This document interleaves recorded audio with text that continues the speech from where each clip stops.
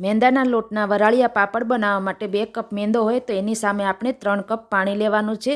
તો સૌથી પહેલાં 2 કપ લોટની સામે આપણે 2 કપ પાણી લઈ લઈશું અને લોટને સરસ રીતે ગાંઠો ન રહે એ રીતનું મિક્સ કરીને પછીથી પાછળથી આપણે 1 કપ પાણી ઉમેરીશું. તો આ રીતે તમે પાપડ બનાવશો તો તમારા પાપડ એકદમ પરફેક્ટ બનશે. ત્યારબાદ સ્વાદ પ્રમાણે મીઠું ઉમેરીશું, 1 ચમચી ચીલી ફ્લેક્સ અને 1 ચમચી જીરું ઉમેરી દેવાનું છે. હવે આપણું આ પાપડ બનાવવા માટેનું ખીરું આ રીતનું રાખવાનું છે. વધારે પડતું પાતળું ન થઈ જાય એ વાતનું ખાસ ધ્યાન રાખવું.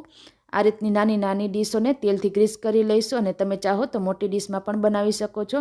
2 ચમચી જેટલું બેટર ઉમેરીને આપણે આને 30 સેકન્ડ માટે બફાવા દેવાનું છે. 30 જ સેકન્ડમાં આપણા પાપડ બનીને તૈયાર થઈ જાય છે. મોટી ડીશમાં બનાવ્યા હોય તો આ રીતે ત્રિકોણ શેપમાં કાપી લેવાના છે. 2 દિવસ તડકે સુકાવીને તમે આને ફ્રાય કરી શકો છો. તો એકદમ ટેસ્ટી આપણા પાપડ બનીને તૈયાર થઈ ગયા છે. વિડીયો તમને કેવો લાગ્યો કમેન્ટમાં જણાવવાનું ભૂલતા નહીં.